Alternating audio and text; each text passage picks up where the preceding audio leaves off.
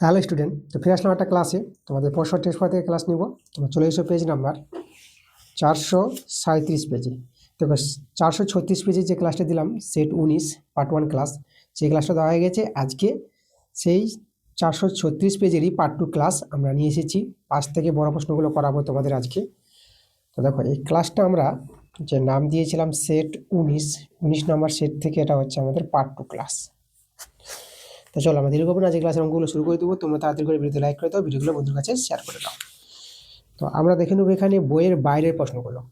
দেখো, বইয়ের বাইরের প্রশ্নগুলো যদি আমরা লক্ষ্য করি, এখানে সব অঙ্কগুলো কিন্তু বই থেকে আছে এই পার্টের। তা আমরা বইয়ের বাইরের অঙ্ক যদি আমরা দেখি, তো আমরা চলে আসবো পরের পেজে 438 পেজে 10-এর দাগের অঙ্কগুলো। তো 10-এর দাগের অঙ্কগুলো আমরা করাবো। এই দুটোই অঙ্ক বইয়ের বাইরে আছে। যদি এখানে বই থেকেও থাকতো না, তবুও আমি অঙ্ক দুটো করিয়ে দিতাম, কারণ 10-এর দাগের অঙ্কগুলো আমরা কিন্তু বাদ দিচ্ছি না। আমরা বই থেকে থাকলেও করাচ্ছি এবং বইয়ের বাইরে থাকলেও করাই। তো চলো 10-এর 1 নম্বরটা দেখো। 10-এর 1-এর অঙ্কটা, এই অঙ্কটা অনেকবার হয়েছে। এই প্রমাণটা আমরা অনেকবার করে দিয়েছি, করানো হয়েছে আমার ক্লাসে। আগের ক্লাসগুলো দেখো, তোমরা কিন্তু এই অঙ্কটা পেয়ে যাবা। আমি 10-এর 2 নম্বর অঙ্কটা করাবো। আমাদের 10-এর 2-এর অঙ্কটা আমরা পড়ি কি বলছে। 10-এর 2 নম্বর বলছে, প্রমাণ করো যে ট্রাপিজামের তির্যক বাহুগুলির মধ্যবিন্দুর সংযোজক সরলরেখাংশ উহার সমান্তরাল বাহুগুলির সমান্তরাল হয়। দেখো, আমরা ছবিটা তৈরি করি। ট্রাপিজামের কথা বলেছে। এই যে আমাদের একটি ট্রাপিজিয়াম,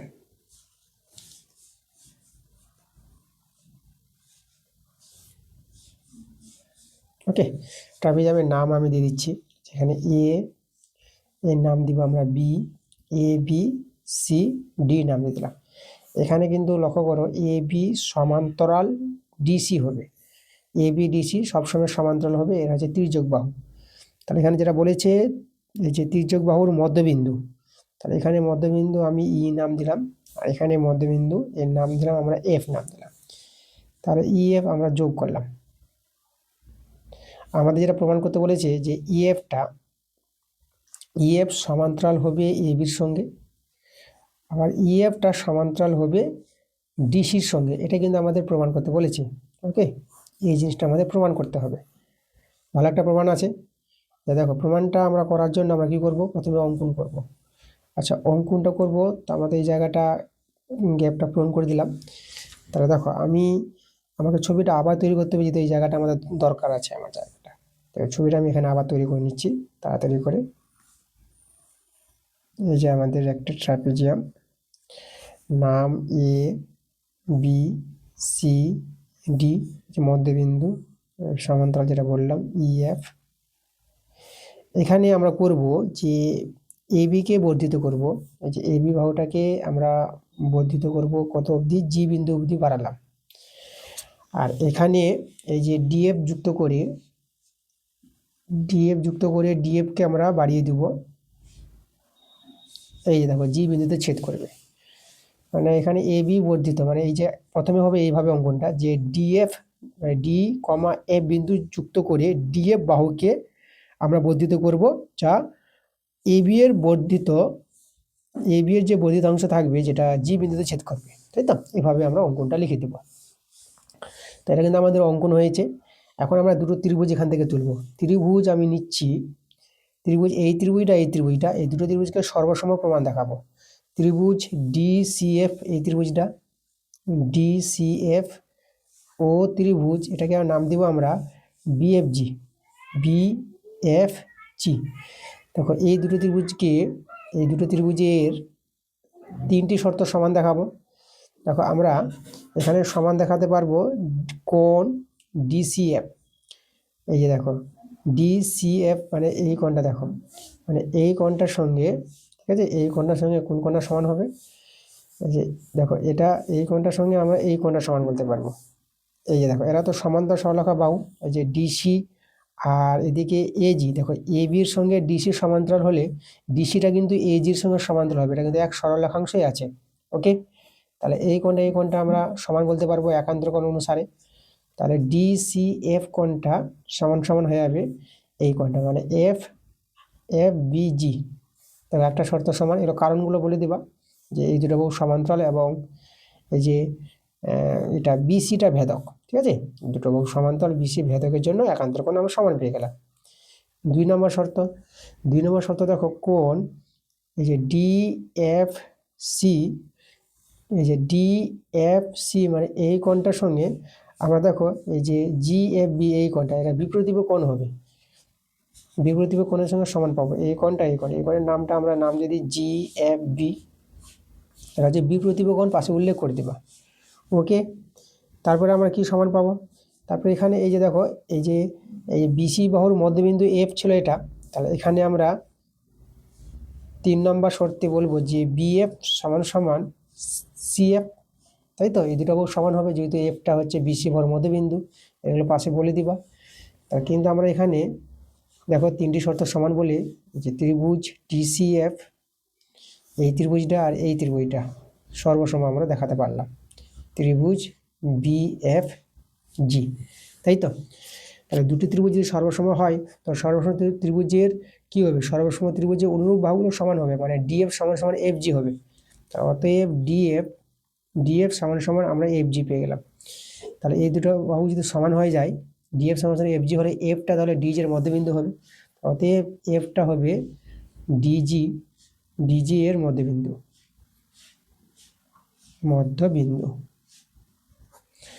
তাহলে এখন আমরা দেখো এই যে ত্রিভুজ আছে, ত্রিভুজ এডিজি এর দেখো মানে এই ত্রিভুজের মানে এডিজি, এই ত্রিভুজের দুটি বাহুর মধ্যবিন্দু আছে, দেখো এই যে এডি বাহুর মধ্যবিন্দু ই এবং ডিজি বাহুর মধ্যবিন্দু এফ, এবং কোন ত্রিভুজের দুটি বাহুর মধ্যবিন্দুর সংযোজক সরলরেখাংশ তৃতীয় বাহুর সঙ্গে কি হয়, সমান্তরালভাবে অর্ধেক হবে। তাহলে এখানে ত্রিভুজ এডিজি এর এডি ও ডিজি, যে ডিজি বাহুর মধ্যবিন্দু যথাক্রমে মানে এডি বাহুর মধ্যবিন্দু ই ছিল, দেখো এখানে এডি বাহুর মধ্যবিন্দু ই ও, আর ডিজি বাহুর মধ্যবিন্দু যেটা এফ দেখালাম, ডিজি বাহুর মধ্যবিন্দু এফ।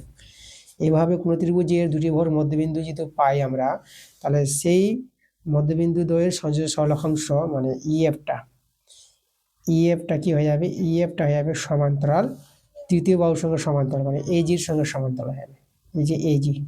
তাহলে ইএফটা এজির সঙ্গে যদি সমান্তরাল হয় তাহলে ইএফটা হয়ে যাবে, দেখো ইএফটা হয়ে যাবে সমান্তরাল কার সঙ্গে, এই যে এবির সঙ্গে, মানে এজি আর এবি তো একই সরলরেখাংশ, তাহলে এজির জায়গায় আমরা এবি বলতে পারবো। দেখো ইএফটা সমান্তরাল এবির সঙ্গে, তাহলে ইএফ যদি এবির সঙ্গে সমান্তরাল হয় তাহলে অতএব ইএফটা না, ইএফ সমান্তরাল হবে কার সঙ্গে, ডিসির সঙ্গে, কারণ ডিসি আর এবি সমান্তরাল। তাহলে ইএফটা এবির সঙ্গে সমান্তরাল হলে ইএফটা কিন্তু ডিসির সঙ্গে সমান্তরাল হবে, তাহলে ইএফটা সমান্তরাল হয়ে যাবে ডিসির সঙ্গে। কেন এটা, যেহেতু আমরা বলবো যে এবি সমান্তরাল ডিসি, এর আগে সমান্তরাল ছিল ট্রাপিজিয়াম যেহেতু, তার জন্য আমরা এটা সমান্তরাল পেয়ে গেলাম। দেখো আমরা পেয়ে গেছি ইএফ সমান্তরাল এবি আর ইএফ সমান্তরাল ডিসি, এটাই তো প্রমাণ করতে বলেছিল, তো তোমরা এখানে লিখে দেবা প্রমাণিত। খুব একটা ভালো প্রমাণ ছিল। এরপর 12 দাগের প্রশ্নগুলো দেখো, 12-এর 1, 2, 3 এই 3টে অঙ্ক তোমরা বই থেকে পেয়ে যাবা। 13-এর 1 নম্বর অঙ্কটা এটা বইয়ের বাইরের আছে, তো এই অঙ্কটা কিন্তু আগের ক্লাসে আমি করে দিয়েছি, একদম আগের ক্লাসে অঙ্কটা ছিল, তোমরা আগের ক্লাসগুলো দেখো, তোমরা কিন্তু পেয়ে যাবা। তারপরে অঙ্কটা এটা বই থেকে পেয়ে যাবা। 14-এর 1 নম্বরটা বই থেকে পাবা। 14-এর 2 নম্বর অঙ্কটা করাবো, এটা বইয়ের বাইরের আছে। তারপর 14-এর 2 এর অঙ্কটা করাবো। 14-এর 2 নম্বর কি বলছে প্রশ্নটা, একটি তারের প্রস্থচ্ছেদ 50% কমানো হলো, আয়তন অপরিবর্তিত রাখতে হলে তারটির দৈর্ঘ্য কত শতাংশ বাড়াতে হবে, ভালো একটা প্রশ্ন আছে। তো আমরা প্রথমে ধরি তারের প্রস্থচ্ছেদের ব্যাস, এখানে চঙাকৃতি তারটা হবে, তাই না, তারের প্রস্থচ্ছেদের ব্যাসটা আমরা ধরে নেব কত, 4r একক। তাহলে ব্যাসার্ধ আমরা কত পাবো, অতএব তারের প্রস্থচ্ছেদের ব্যাসার্ধ আমরা পেয়ে যাব, ব্যাসার্ধটা আমরা পাবো 2r, তাই তো, অর্ধেক হবে ব্যাসের 2 আর একক। তাহলে আমরা প্রাথমিক উচ্চতা আমরা ধরে নিচ্ছি, তারের প্রাথমিক যে উচ্চতা, প্রাথমিক উচ্চতা আমরা ধরে নেব এইচ একক। তাহলে প্রাথমিক আয়তন কত হবে দেখো তারটির, সেই তারটির প্রাথমিক আয়তন হবে পাই, চঙ্গাকৃতি তারটি হবে এখানে পাই আর স্কোয়ার, ব্যাসার্ধ হচ্ছে 2 আর স্কোয়ার ইন্টু এইচ। তাহলে এটাই হবে আমাদের তারটির প্রাথমিক আয়তন। আচ্ছা, আমরা এখন কি করব, 50% যদি কমানোর পর, 50% কমানোর পর ব্যাস কত হবে, কমানোর পর আমরা যদি ব্যাসটা দেখি, সেটা হবে 4 আর থেকে 50% কমাও, এই যে দেখো এটা, সেটা হয়ে যাবে আমাদের, এটা সরল করে এখানে তোমরা 2 পাবা, 50 দিয়ে 100 আর 2 দিয়ে 4 সমান এটা 2 আর পেয়ে যাবা। 50% কমিয়ে ব্যাসটা হয়ে যাবে 2 আর। তাহলে 50% কমানোর পর ব্যাসার্ধ কত হয়ে যাবে, ব্যাসার্ধ হয়ে যাবে আমাদের আর।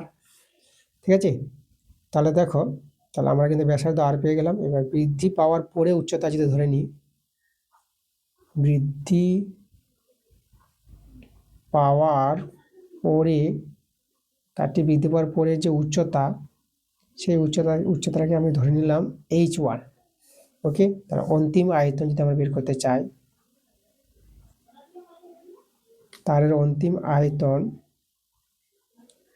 আয়তনটা কত হবে এখন, পাই, ব্যাসার্ধ আর পেয়ে গেলাম, পাই আর স্কোয়ার আর যে h1, তাহলে এটা হবে আয়তন। তাহলে দেখো এই আয়তনটা, দেখো আর এই আয়তনটা আমরা কি সমান করতে পারবো এখন। তাহলে অতএব পাই, আগের যেটা আয়তন ছিল, এই যে আয়তনটা আমাদের কি হয়ে যাবে, সমান হয়ে যাবে। তাহলে এখান থেকে দেখো আমরা কি পেয়ে যাব, আমরা এখান থেকে h1 এর মানটা বের করে নিই। পাই আমি কেটে দিলাম, এই যে 4 আর স্কোয়ার h1 আর স্কোয়ার কেটে দিলে পরে আমরা h1টা পেয়ে যাবো আমরা 4h, তাই তো। এবার এখান থেকে যে উচ্চতা বৃদ্ধি হয়েছে দেখো, উচ্চতা বৃদ্ধি কত হবে, 4h থেকে আগের উচ্চতা h ছিল, তাহলে আমাদের 3h হয়ে গেল উচ্চতা বৃদ্ধি। তাহলে শতকরা উচ্চতা বৃদ্ধি যেটা আমাদের বের করতে বলেছে, শতকরা কি করে পাওয়া যায়, যেটা উচ্চতা বাড়লো সেটা বাই আগে ছিল উচ্চতা h, আর 100 দিয়ে গুণ করে দাও, h কেটে দাও, তাহলে 100 আর 3 গুণ করে তোমরা পেয়ে যাবে 300, এত পার্সেন্ট আমাদের কি শতকরা উচ্চতা বৃদ্ধি পাবে, তাই না। এই যে আমাদের অ্যান্সার, এটা কিন্তু আমাদের অ্যান্সার। এই যে, তাহলে তারের দৈর্ঘ্য কত শতাংশ বাড়াতে হবে, সেটা কিন্তু আমাদের 300% বাড়াতে হবে। ওকে, খুব ভালো একটা প্রশ্ন ছিল। আচ্ছা, তারপর এটা বই থেকে পেয়ে যাবা। আর 15 যে প্রশ্নগুলো, 15 দাগের প্রশ্নগুলো আগের ক্লাসগুলোতে প্রত্যেকটা ক্লাসে অঙ্কগুলো করিয়েছি, ওই অঙ্কগুলি বারে বারে রিপিট আসে, তোমরা আগের ক্লাসগুলো দেখো, সব অঙ্কগুলো কিন্তু পেয়ে যাবা। এই ছিল আমাদের আজকের ক্লাস। ঠিক আছে, ক্লাসটা ভালো লাগলে অবশ্যই তোমাদের ভিডিওগুলো বন্ধুদের কাছে শেয়ার করে দিতে হবে। তো তোমরা সবাই ভালো থেকো।